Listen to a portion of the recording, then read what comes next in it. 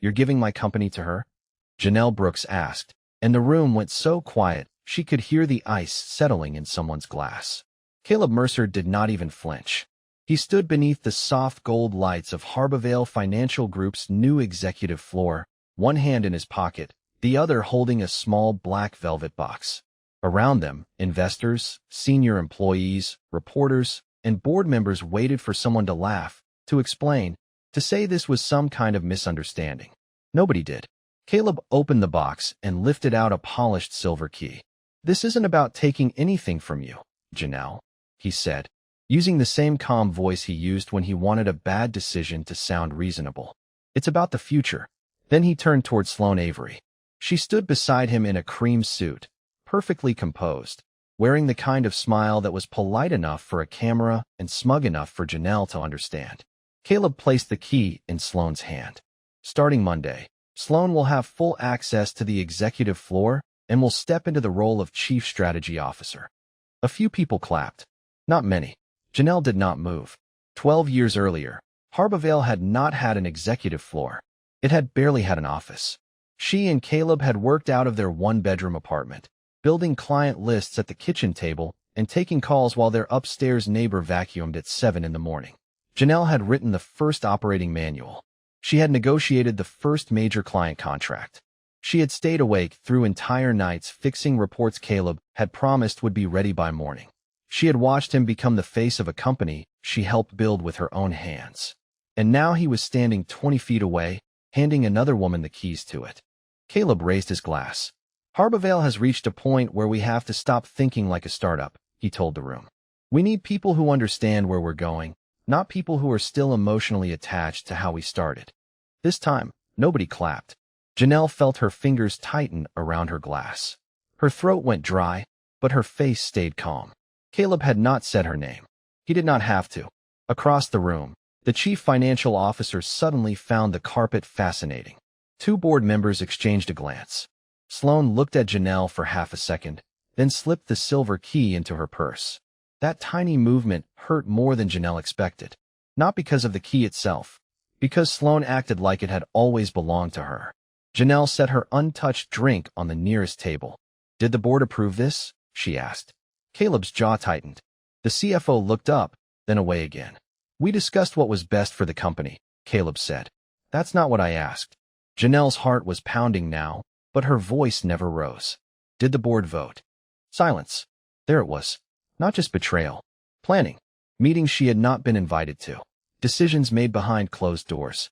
A story about her own company being rewritten while she was still standing inside it. Janelle gave one slow nod. Okay. Caleb relaxed. That was his mistake. He thought okay meant she had accepted it. He thought 12 years of loyalty had trained her to swallow one more humiliation and go home quietly. An hour later, when the last guests were leaving, Caleb walked into his office and found Janelle's house key sitting in the center of his desk. Underneath, it was a sealed envelope. He tore it open expecting divorce papers. Instead, he found a photocopy of an agreement he had not looked at in 11 years. At the top, in clean black letters, were the words, Founder Contribution Agreement. Caleb read the first page, then the second. By the third, the color had drained from his face. Because the company he had just handed to his mistress was built on something Janelle had never actually handed over.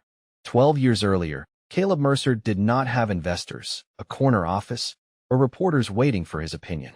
He had a second-hand desk squeezed against the wall of a one-bedroom apartment, a laptop that overheated every 40 minutes, and an idea he was convinced could change the way small businesses manage their money. Janelle Brooks had something more useful. She knew how to make the idea work.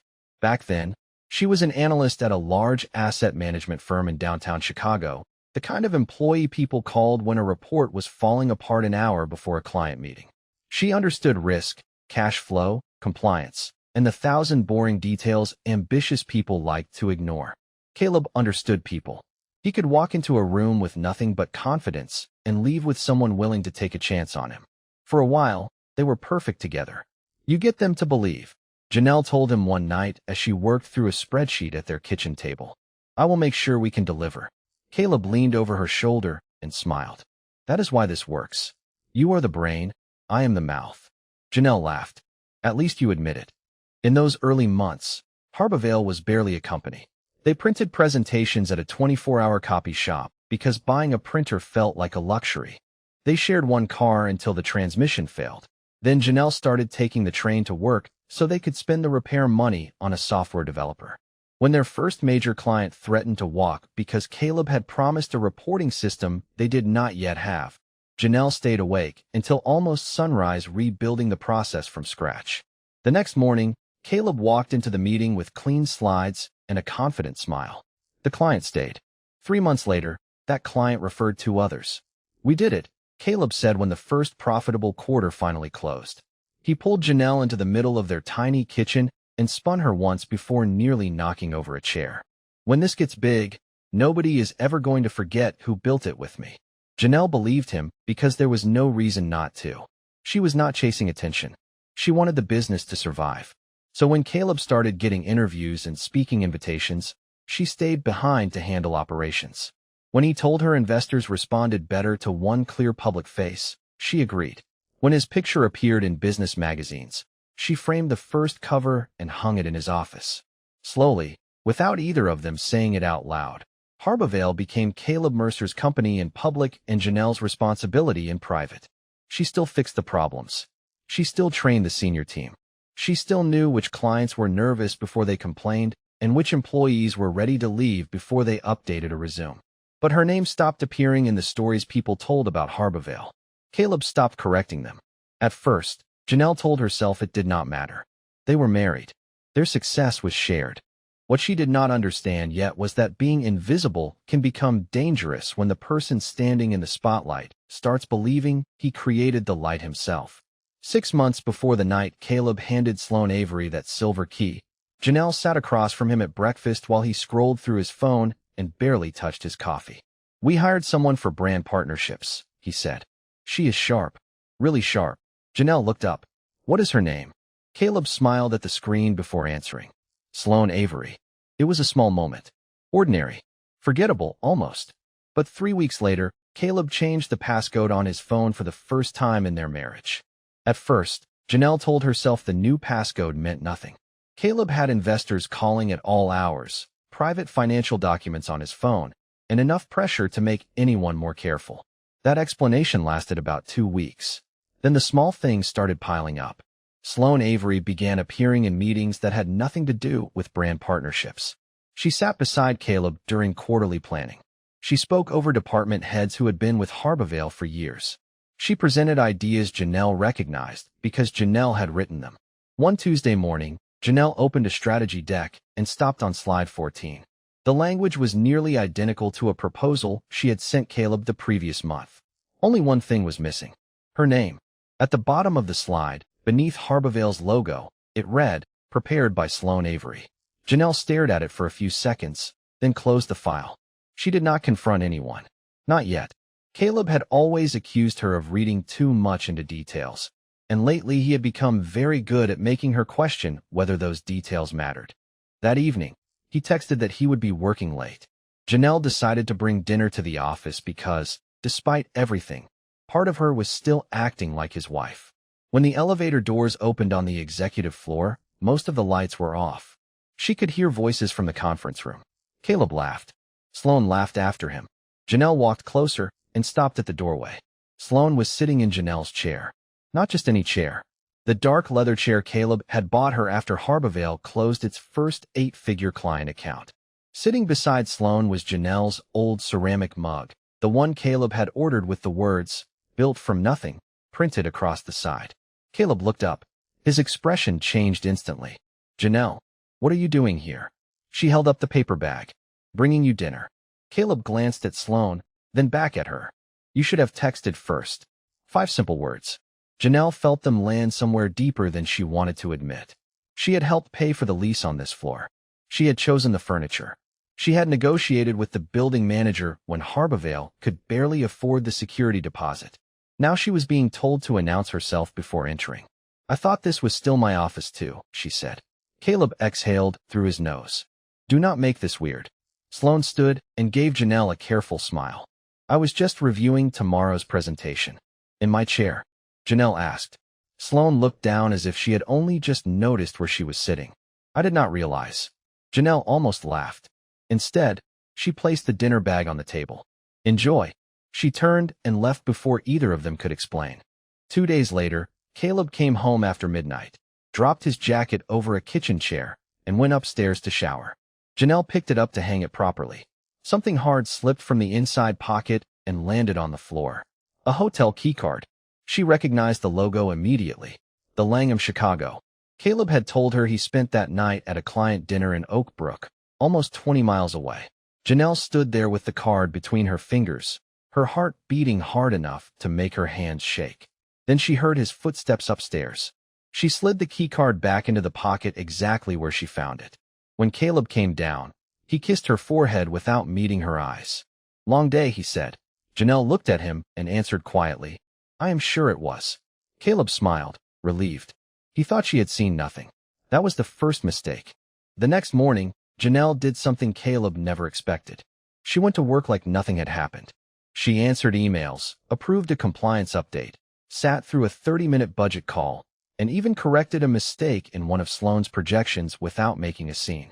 Caleb watched her from across the conference room with the cautious relief of a man who had convinced himself he had gotten away with something. That relief made Janelle colder than anger would have. By noon, she was sitting in a quiet office 3 blocks away from Harborvale with Rachel Kim, the corporate attorney who had helped structure the company when it was still being run out of Janelle and Caleb's apartment. Rachel had not changed much. Same neat dark hair, same direct way of speaking, same habit of reading a document twice before saying anything important. Janelle placed a folder on the desk. I need you to tell me what is actually mine. Rachel looked at her for a moment. Are we talking about the marriage or the company? Both. That answer was enough. Rachel opened a filing cabinet, pulled out an old archive box, and started laying documents across the desk. Operating agreements, early investment records, intellectual property assignments, founder contribution schedules. Janelle watched her own younger signature appear again and again, written during years when she had trusted Caleb enough to believe paperwork was just paperwork. Then Rachel stopped. Do you remember Brooks Risk Systems? Janelle frowned. Barely. Rachel slid a document toward her. You should remember it now. Years earlier, before Harborvale had enough capital to purchase its own technology outright, Janelle had contributed a risk modeling framework she had developed before the marriage. Rachel had placed it inside a separate limited liability company to protect Janelle's ownership. Harborvale received a long-term license to use it. Ownership was never transferred. Janelle read the paragraph twice. Caleb knows this. He signed it. Rachel leaned back. Whether he remembers is another question. For the first time since finding the hotel keycard, Janelle felt something other than hurt. Not satisfaction. Clarity. Rachel opened another file. There is more. Harborvale was preparing a major financing deal with Stonegate Equity Partners. In the latest disclosure package, the company represented that it fully owned the core risk technology used across several institutional accounts. Janelle's stomach tightened. That is not true. No. Who approved this? Rachel turned the page around. Caleb Mercer. Janelle stared at his signature. One careless line beneath a statement that could stop the transaction if Stonegate's attorneys discovered the discrepancy. Rachel lowered her voice. If you want to blow up the deal, you probably can. Janelle looked out the window at the traffic moving down Wacker Drive. For 12 years, whenever Caleb made a mistake, she fixed it before anyone noticed. Maybe that was part of the problem. I am not trying to destroy Harborvale, she said. There are hundreds of people working there who did nothing to me. Rachel nodded. Then what do you want? Janelle thought about Sloane sitting in her chair. Caleb telling her she should have texted before entering her own office. The hotel card. The missing name on the presentation. I want to know whether he will tell the truth if I give him one last chance. That night, Caleb came home close to 9. He loosened his tie, poured himself a glass of water, and spoke without asking about her day. Tomorrow's board meeting is going to be important. Janelle closed the book in her lap. What is happening? I am formalizing Sloane's authority. He said it casually, like he was moving a meeting on the calendar. She needs full control over strategy if we are going to close Stonegate. Janelle held his gaze. And what do you need from me? Caleb hesitated for less than a second. Make the transition easy. There it was. Not an apology. Not an explanation. a request for her cooperation in her own replacement. Janelle felt her heartbeat settle instead of rise. She stood, walked past him, and picked up the folder Rachel had given her. Caleb glanced at it. What is that? Janelle looked down at the old documents, then back at the man who still believed she would save him from every bad decision. Nothing you need to worry about tonight. Caleb relaxed. Good. Janelle almost smiled. Of course. He heard surrender in her voice. What he did not hear was that she had already decided tomorrow would be the last time he mistook her silence for permission. By 9 the next morning, every seat in Harbavale's main boardroom was taken. Caleb sat at the head of the table with Stonegate Equity Partners on the screen, 2 outside directors beside him, and Sloan seated close enough to make the message obvious before anyone said a word. Janelle came in last carrying a slim leather folder. Caleb looked at it, then at her. You made it. You asked me to. She took the empty seat near the end of the table. Sloan opened the presentation. For the first 10 minutes, everything sounded polished. Growth targets, institutional expansion, new advisory products. Then slide 12 appeared. Janelle's eyes stopped on the language. She knew every sentence. She had written most of it 3 months earlier and sent it to Caleb with the subject line, long-term strategy draft. Sloan clicked to the next slide. This is where Harbavale stops operating like a founder-led company and starts acting like a national platform. Caleb nodded proudly. Janelle said nothing. One of the directors asked who had developed the framework. Sloan smiled. I led the strategy with Caleb. Janelle felt a tightness in her chest, but she kept her hands folded on the table. Caleb did not correct her. That hurt more than the lie itself. After the presentation, he closed his laptop. There is one final governance item. He slid a document across the table toward Janelle. This formalizes Sloan's authority over strategy, institutional partnerships, and operating direction.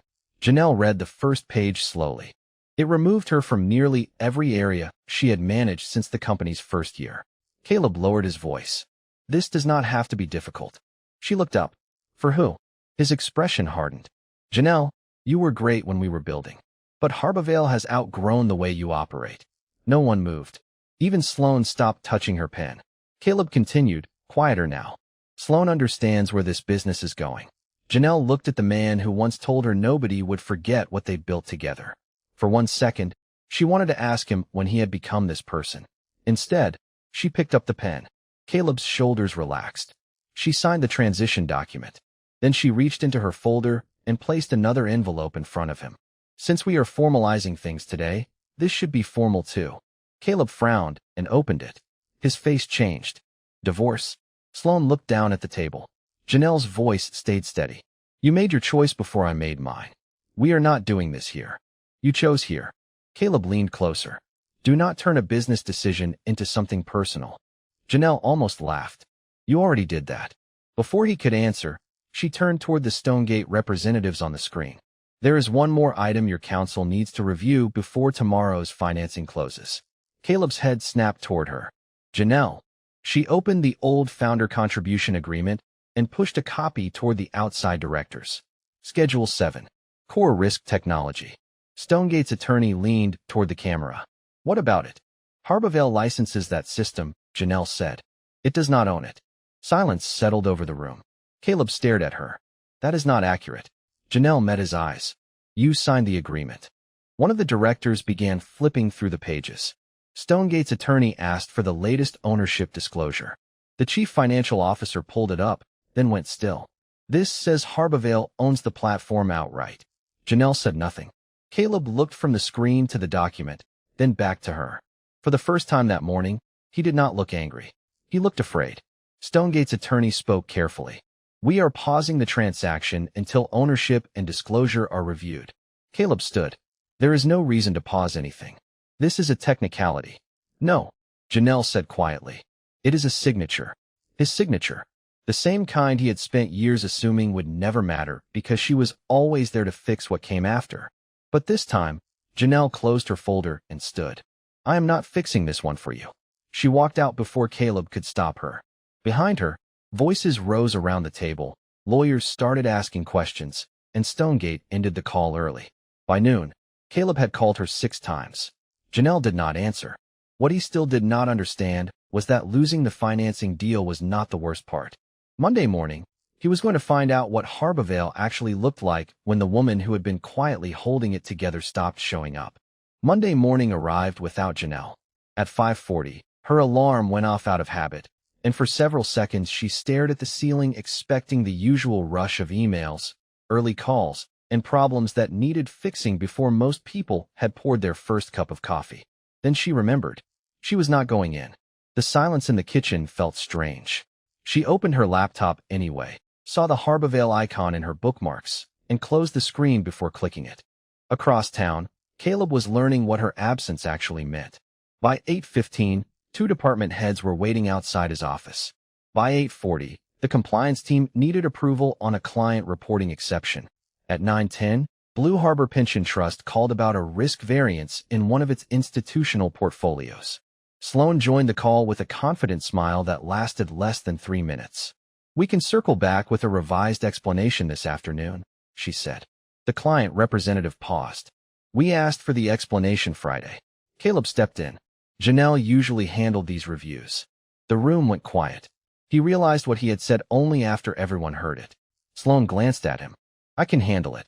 But she could not explain why the model had flagged the account, and the analyst who normally helped her had already told Human Resources he would not sign off without Janelle's review. By lunchtime, Caleb had called Janelle 4 times. She let every call go to voicemail. The 5th came while she was standing in a grocery store staring at a shelf of coffee she did not even need. She answered. "What?" Caleb did not bother with hello. "Blue Harbor is threatening to suspend new allocations." "Then you should deal with Blue Harbor. You know that account better than anyone." "I did." "Janelle, stop doing this." Her grip tightened around the shopping cart. "Doing what?" "Punishing the company because you are angry at me." For a moment, she could not speak. That sentence told her he still believed Harbavale belonged to him, while her labor belonged to Harbavale. "There are hundreds of people working there," he continued. "People with mortgages, kids, careers. You really want them caught in the middle?" Janelle closed her eyes. He knew exactly where to press. For 12 years, responsibility had been the leash that kept pulling her back. "I am not hurting them, Caleb." Her voice was quiet. "I am just not rescuing you anymore." He exhaled sharply. "This is bigger than our marriage. You made that clear Friday." She ended the call. The hardest part came afterward. There was no victory music, no rush of satisfaction. Janelle drove home, sat at the kitchen table, and finally cried over something she could not put neatly into words. Not just Caleb, not just the affair. She was grieving 12 years of mornings, deadlines, shared jokes, late-night takeout, and the version of herself who believed sacrifice automatically earned respect. Her phone rang again. Different number. She almost ignored it. "Janelle Brooks?" a man asked when she answered. "This is Marcus Hale with Redwood Crest Capital." She straightened. Redwood Crest was one of the firms that had tried to invest in Harbavale years earlier. "How did you get this number?" "Rachel Kim gave it to me. She said you might be willing to talk." Janelle said nothing. Marcus continued. "I have been looking at your work for a long time. Not Caleb's interviews. Your systems, your client retention, your risk structure." Her throat tightened for an entirely different reason. "What exactly do you want?" "A conversation." "About Harbavale?" "No." He paused. "About what you would build if you stopped building for someone else." Janelle looked across the empty kitchen. For the first time since Friday, the future did not feel like something that had been taken from her. Then Marcus added one more thing. "And before we meet, there is something you should know. Stonegate is not the only firm reviewing Caleb right now." Janelle sat up straighter. "What does that mean?" "It means the ownership problem may be the smallest thing they find." Marcus Hale was right. By Tuesday morning, Stonegate's attorneys were asking questions that had nothing to do with software ownership. Janelle learned that from Rachel, who called just after 8 while Janelle was pouring coffee. "Do you remember the Miami conference in February?" Rachel asked. Janelle leaned against the counter. "Caleb said he was meeting investors." "He was. But Harbavale also paid for 3 extra nights at the hotel." Janelle went still. "For who?" Rachel hesitated. "Sloan." That was the first thread. Once Stonegate's review team pulled on it, more appeared. A weekend flight upgrade charged to client development. A private dinner listed as a strategy meeting. 2 consulting payments made to an entity called Avery Advisory Group. The amounts were not enormous. That almost made them worse. Caleb had not risked everything for some massive secret transaction. He had simply grown comfortable using the company like the rules no longer applied to him. Can any of this be explained? Janelle asked. Some of it, individually. Together, it becomes a pattern. Rachel slid an encrypted drive across the table when they met later that afternoon. These are the records provided through the internal review. Do not forward them. Do not post anything. Let counsel handle it. Janelle looked at the drive resting in her palm. 12 years of building Harbavale had taught her how quickly one careless decision could damage hundreds of people. The easiest thing would have been to expose Caleb publicly and let everyone watch him fall. She did not want that. The employees cannot become collateral damage, she said. Rachel nodded. Then the independent board committee needs the full file. Across town, Sloane was discovering something too. She walked into Caleb's office with a printed email chain and closed the door behind her. You told me Janelle handled administrative operations. Caleb looked up from his laptop. She did. Sloane dropped the pages on his desk. Then why did she design the institutional risk framework? Why are clients asking for her by name? Why is her limited liability company underneath half the system we sell? Caleb's expression tightened. You are overreacting. No, I am realizing you lied to me. About what? Sloane laughed once, without humor. About her. Caleb stood. Do not make this personal. You made me chief strategy officer of a company whose strategy one am now finding out was largely built by your wife. Ex-wife, Caleb snapped. Sloane stared at him. Not yet. The words landed harder than he expected. By 5 that evening, Harbavale's independent directors had received the expense records, disclosure documents, and email chains. Janelle did not send them herself. Rachel did. That distinction mattered to her. She was not asking the board to choose her over Caleb. She was asking them to look at facts he assumed would stay buried under titles and charm. At 6:30, an email arrived in Caleb's inbox. Special meeting of the board. Mandatory attendance. Thursday, 9 a.m. He called the chairman immediately. No answer. He called the chief financial officer. Voicemail. Then he called Janelle. This time she answered. Did you do this? He asked. His voice was low and controlled, but she could hear the panic underneath. I told the truth. You gave them private information. Your company records are not private when the board is responsible for reviewing them. You are trying to take Harbavale from me. Janelle closed her eyes for a second. Even now, he still did not understand. Caleb, I do not want your chair. Then what do you want? She looked at the silver key sitting on her kitchen counter, the one an employee had quietly returned after the executive floor was locked down for review. I want you to finally sit in a room where nobody needs your version of the story. There was silence on the line. Then Janelle added, Thursday morning. You should bring your lawyer. She ended the call. 2 days later, when Caleb walked into the boardroom, his usual seat at the head of the table was already occupied by independent counsel. Caleb stopped just inside the boardroom when he saw someone else sitting in his chair. Martin Cole, the independent attorney hired by Harbavale's board, had a stack of folders in front of him and a legal pad open beside his coffee. Janelle sat 3 seats down from the chairman. She did not look at Caleb when he entered. Sloane was already there too, pale and unusually quiet. Take a seat, Caleb, Martin said. Caleb glanced toward the head of the table. That is my seat. Martin did not move. Not for this meeting. The words changed the room. Caleb sat. For the next 40 minutes, nobody raised their voice. That somehow made it worse. Martin walked through the ownership disclosures first. Harbavale had represented to Stonegate that it owned its core risk platform. The original agreements showed otherwise. Then came the expense records, hotel charges, travel upgrades, consulting payments to Avery Advisory Group. Finally, Martin placed an email on the screen. It was from Caleb to the chief financial officer, sent 3 months earlier. Approve the Avery invoices. I will explain later. Caleb leaned forward. Those were legitimate business expenses. Then explain them, one of the directors said. Caleb looked toward Sloane. She did not help him. Sloane was advising on expansion strategy. Martin turned to her. Did Avery Advisory Group provide written reports, analysis, or contracted deliverables? Sloane swallowed. No formal deliverables. Caleb stared at her. Sloane. She finally looked at him. I am not lying for you. The room became completely still. Caleb's face tightened. Nobody is asking you to lie. You already did that part.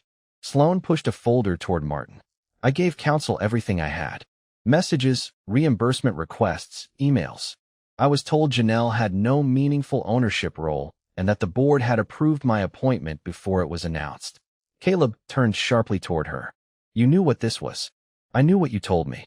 For the first time, Janelle saw the structure Caleb had built around himself begin to collapse without her touching it. Martin closed the folder. The board has enough to make an interim decision. Caleb looked at Janelle then. Not at the chairman. Not at his lawyer. At her. Tell them we built this together. Janelle felt something twist painfully in her chest. 12 years ago, she would have given anything to hear him say those words in a room like this. Now they sounded less like recognition and more like a lifeline. We did, she said. Caleb exhaled, almost relieved. Janelle continued. That is why I kept asking you not to erase me from it. His relief disappeared. The chairman folded his hands. The board is placing you on administrative leave effective immediately while the governance review continues. Caleb stared at him. You cannot be serious. We are. And the company? Martin looked toward Janelle. That depends partly on Brooks' risk systems. Caleb turned to her again. Sell it to Harbavale. Name your price. Janelle shook her head. No. Then you are willing to destroy everything we built just to punish me? No. She opened the folder in front of her. I am offering Harbavale a 12-month transition license. Same client protections. Same operational access. Enough time to build a replacement system without putting employees or clients at risk. Caleb blinked. That was not the answer he expected. Janelle continued. After 12 months, Harbavale moves on without my technology, and I move on without Harbavale. One director nodded slowly. Another began taking notes. Caleb looked around the table and seemed to understand that she had removed his favorite argument. He could no longer say she was holding the company hostage.